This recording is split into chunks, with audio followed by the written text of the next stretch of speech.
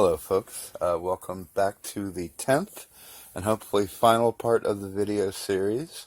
So I have gone and darkened all the windows with a fine tip Sharpie, so all the ones that haven't been cut out, so that way there's not the big contrast between the ones that have been cut and the ones that are just, gray. Or I had pencil before, but I think the Sharpie definitely looks a lot better.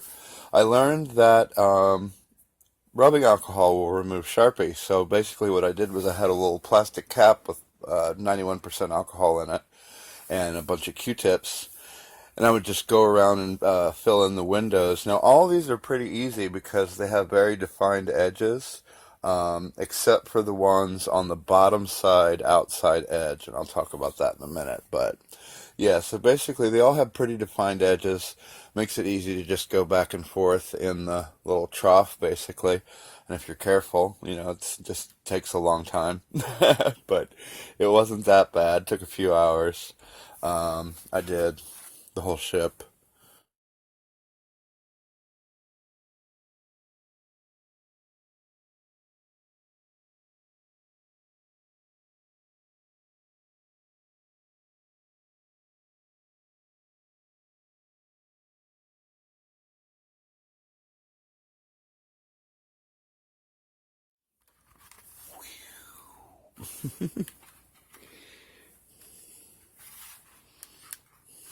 So the only two, I didn't do that second window there or that second window there because I didn't, if I messed it up, if I made a mistake, I would have been a pain in the ass to get in there to try to clean that up. So those are going to stay the way they are.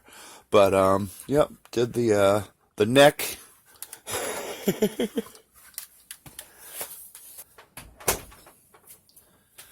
Just so you don't think I'm a moron, I've just been too busy building the ship to worry about remembering what parts of it are called. But yes, so I got those all filled in. I realized that I forgot to show you how I lit the bottom part of the ship. So I'll show you that right now.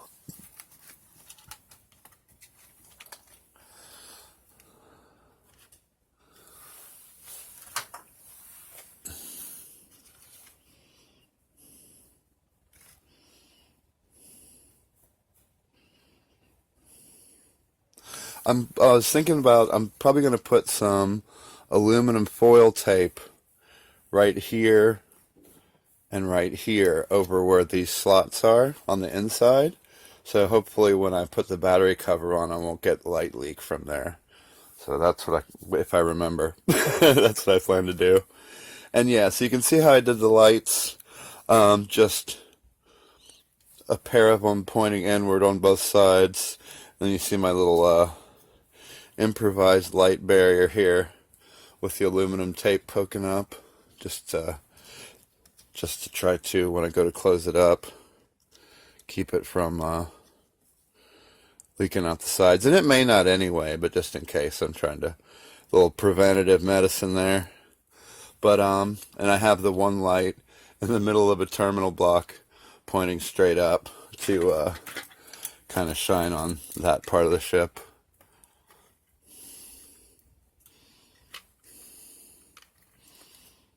Yep. So I tested these wires with the nacelle that still has a light bulb attached, and the wires do work. So I'm probably just gonna connect them through the battery compartment rather than running them up through the neck of the ship. Probably just gonna connect them through there to the terminal block where the power is gonna go. So. Oh, I wanted to mention about these windows here. So, I thought these guys were going to be a huge pain in the ass around the outside, but they're actually really well defined, so that made them pretty easy to do. But these on the bottom were just a huge pain in the ass because there's no border on the outside edge, so the marker just runs right off and will draw down the side of the ship. So what I did was I masked them off with masking tape so that it just barely curled up over the edge of the window.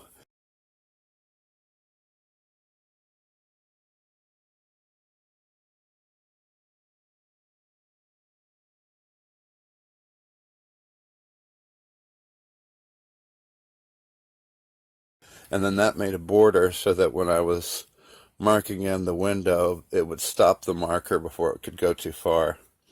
And then you just peel it off and clean up the edge with the Q-tips and the alcohol, if you get any on there. But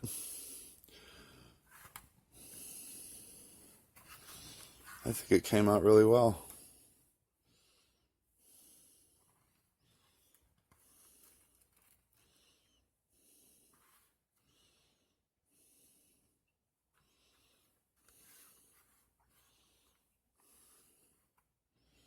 And I looked at the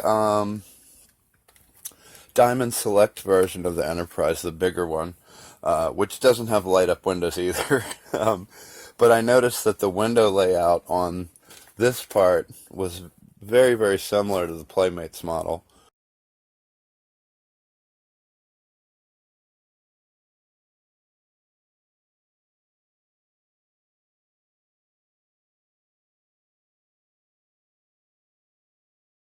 And I'm not planning on trying to do any like Aztec plating on the hull or anything like that. I've seen it,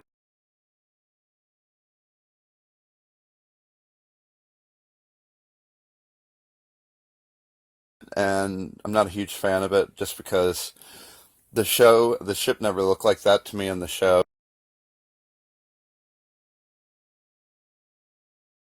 So I don't see a blue checkerboard pattern on there.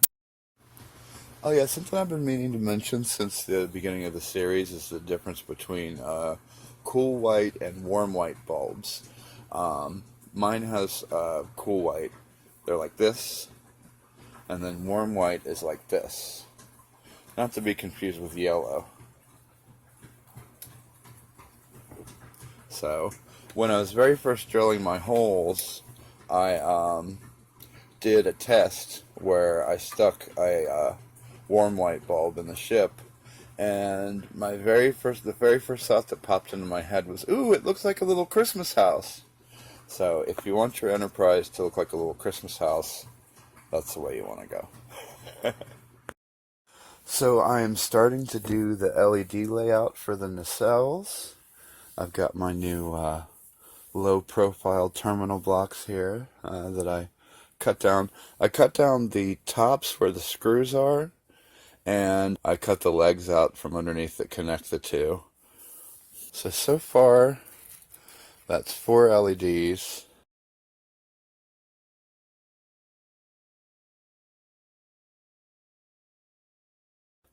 And if everything goes the way I want it to, it'll have 6 more.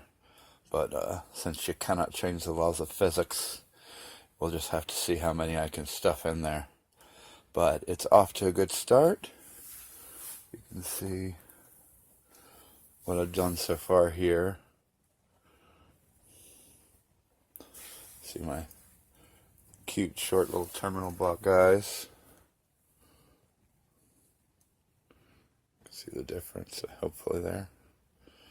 But yeah, but I meant to mention I painted the nacelles with this, I think it's Vallejo transparent color. Honestly, I mean, maybe it's just because I don't know how to paint, but I wouldn't recommend it. It's kind of splotchy. It seems like I'm just pushing the paint around with the brush. So I would have gotten the Tamiya, but it would have taken longer, and as usual, I was in a hurry, so I just took whatever I could get the quickest. It's this compared to, this is what it used to look like, that very green color, which I like on the gold Enterprises, but I think doesn't look right on the regular color ones. So the plan is to put 2 more here and 2 more here, which I've already got it kind of worked out. Okay, so this will go in the negative side here, and then this will wrap around down here and come back to the positive side.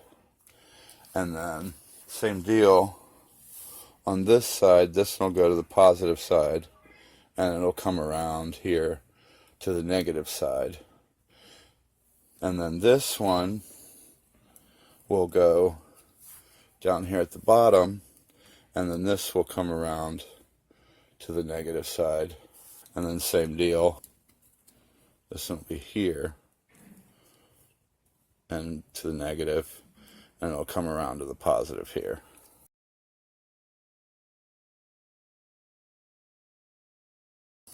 Hopefully that makes sense. And now that I've figured out how to get 10 bulbs in there, I'm trying to figure out if there's a way I can stuff in 12 and maybe have 2 pointing straight back this way.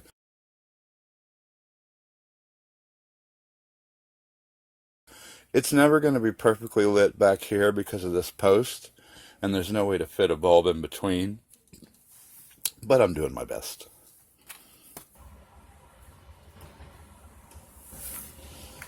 Alright, so I've got the light array built for the first nacelle.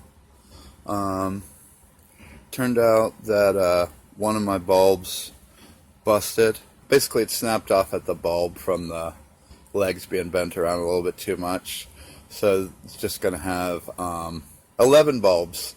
It's going to have one extra on the inside pointing out at the rear of the nacelle on both sides. And I have soldered wires onto the contacts so that I can use the original connector. If yours doesn't have a bulb, then the front wire is the positive and the rear wire is the negative. So positive, negative. It was a red wire and a white wire before, but I have hooked it to the Enterprise here, my test Enterprise, and made sure that it gets the 5 volts from there, so I know for sure that it works. And then I don't know if you can see it, but I put a dab of hot glue over each of them on both nacelles, and we're ready to start stuffing it in there.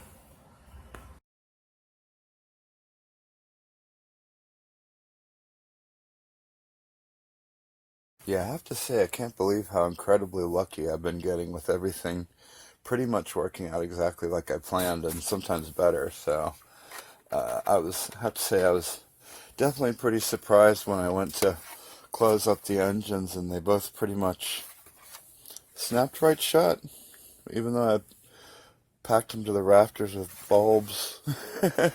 Definitely happy with it. You know, I might revisit at some point if I can think of a way to really perfect it, but it's better than I expected, especially if you compare it to the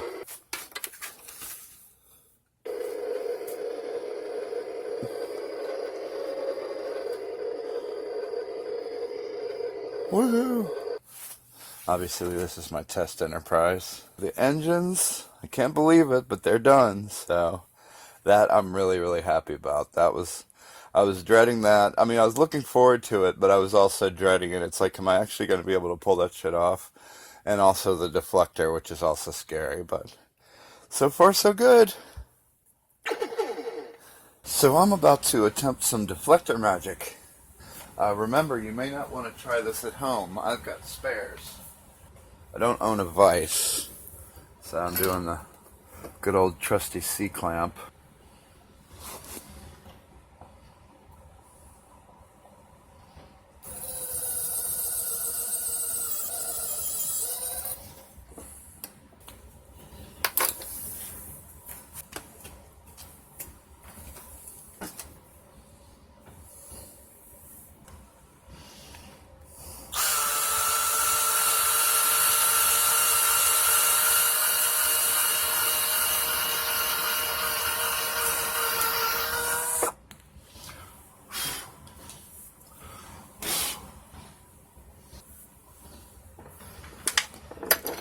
Alright, we have got a deflector with a 5mm hole.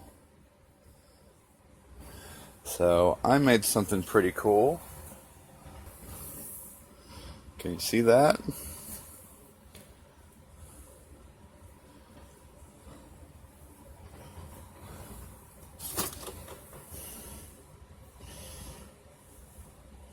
That's a teeny tiny deflector dish thingy. So what I did was I printed out a picture of the deflector from the original studio model.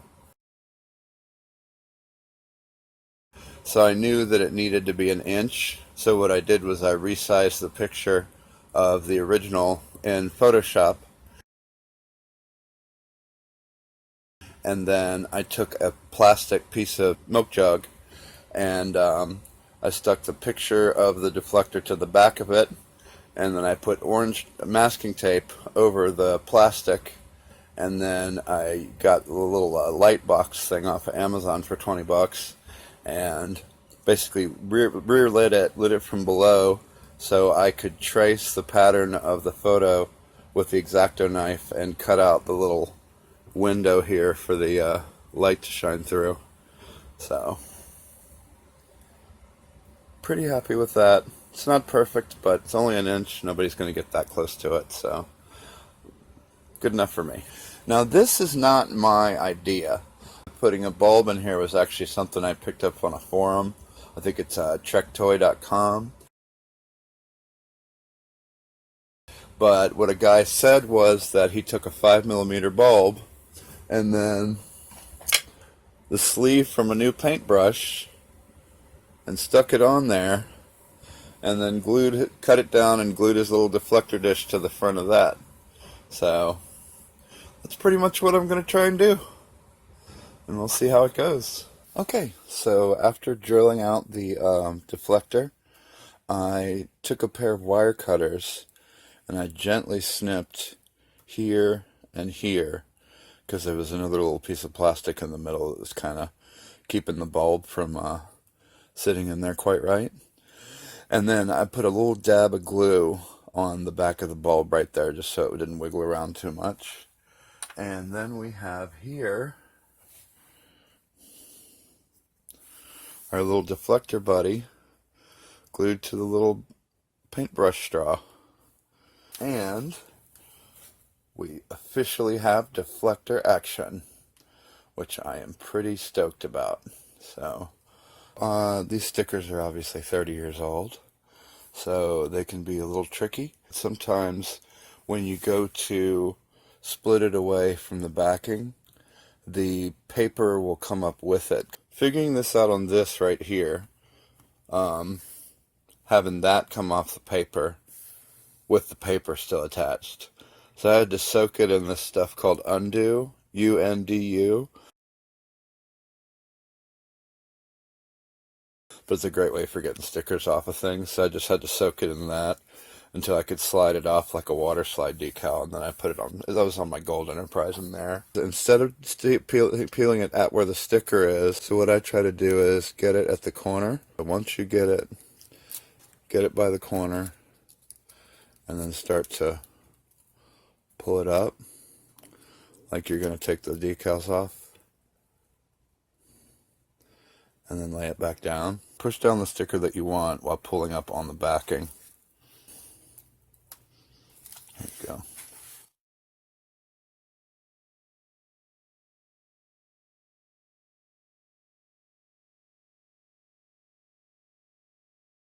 So your stickers are left behind, and you should be able to get them off.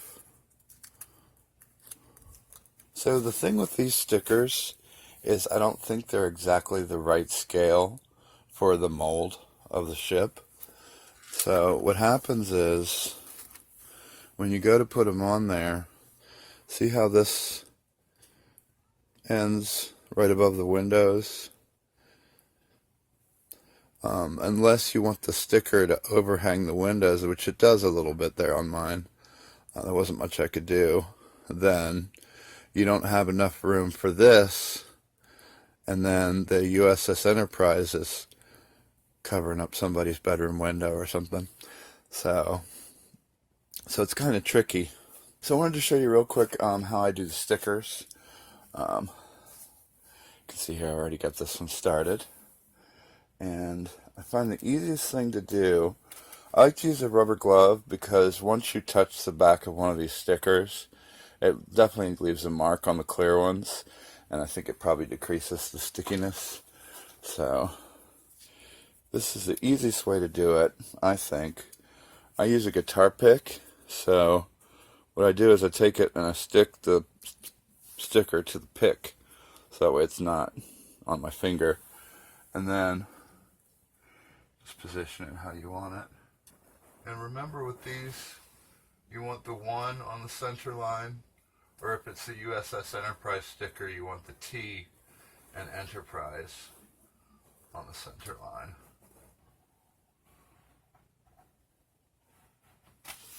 And there we go.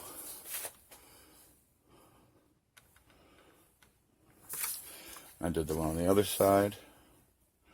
Did the best I could with the close quarters. Oh, also, since I had an extra stripe, and I went ahead and put it down over where I filled the buttonholes, so it's like the production model has.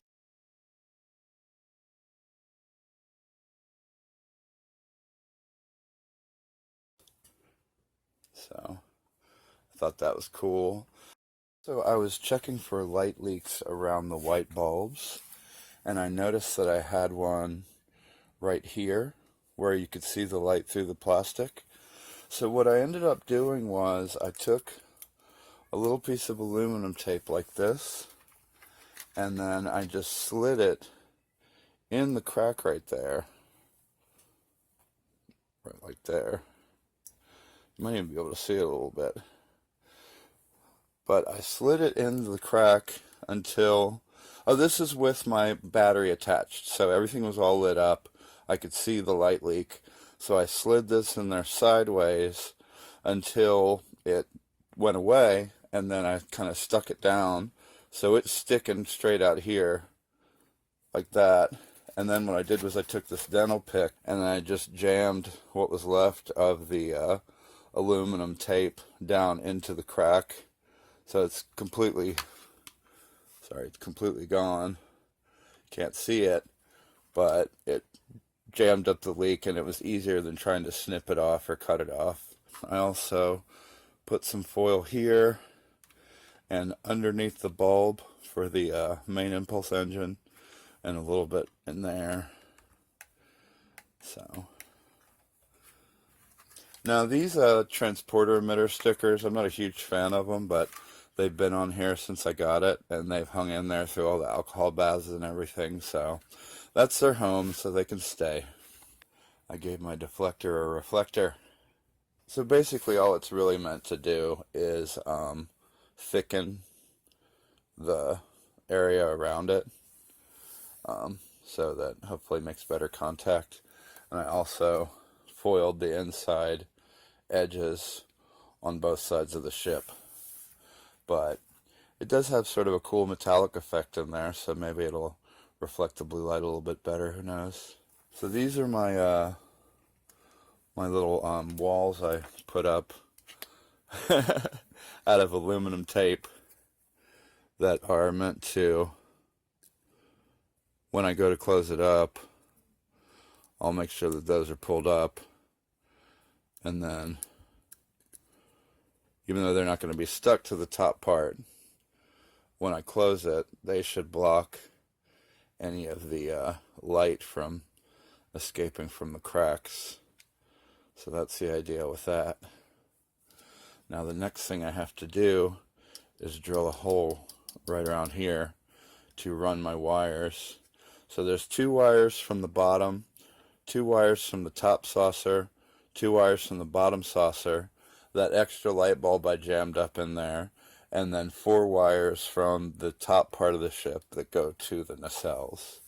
So basically I just have to combine them all in a terminal block in the battery compartment. So unless there's something else I'm forgetting, I think it's time to start putting her back together.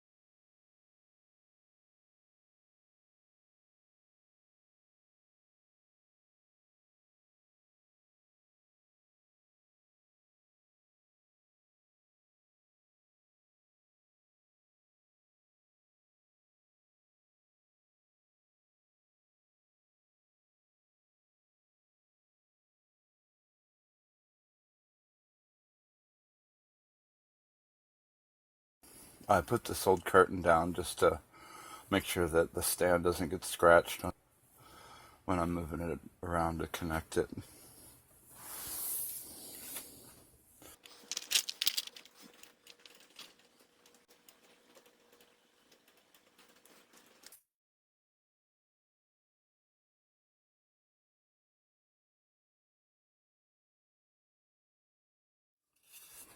We managed to get it on there. Get the wires inside, no problem.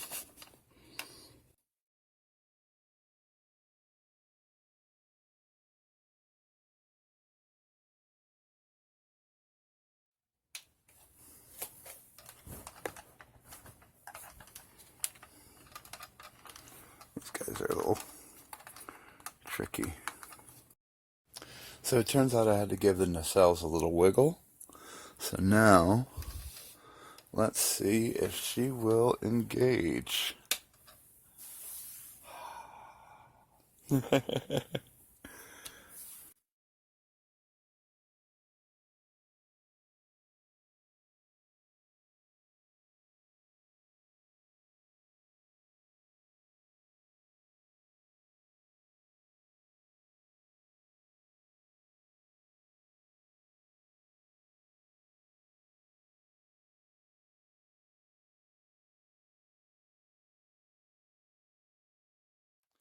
Actually looks better in person. At least the way I see it on my phone definitely doesn't do it justice, unfortunately. But definitely going to take some pictures of it also.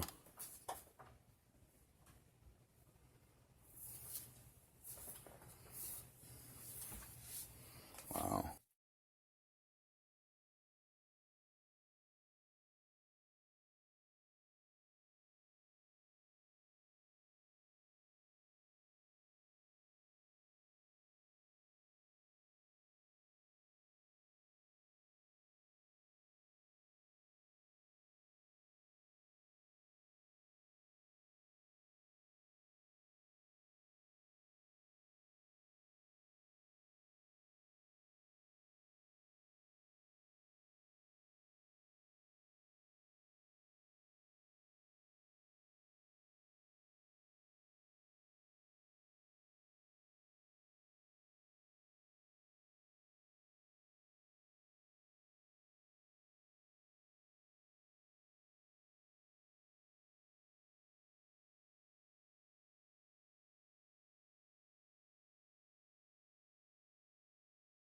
So after 16 days of actual work, 10 of which were full days because I actually had work off, the project is actually done. I'm really, really happy with how it came out. I did a lot of pre-planning and tried to imagine and envision every detail and how I wanted it to go, and how I was going to do it. And I was really surprised that everything pretty much went like I had in mind, and it really paid off, tried to put a lot of thought into it. So, yeah, I'm definitely very pleased with it. I just got done doing a little photo shoot up here in my mini photo studio, and Shippy did great. She worked the camera like a pro.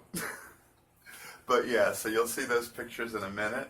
Yeah, so I tried to provide as much detail as I possibly could for anybody that might be interested in doing the same thing, because I know it's definitely daunting. But you could do it. I did it. And anyway, I'm just really happy with how it came out. So I'm going to go ahead and wrap up this series. But, as always, I really appreciate anyone who pays attention to what I'm doing, and these videos are helpful to anybody that's interested in doing the same thing, or entertaining to anyone that's interested or curious about this kind of thing.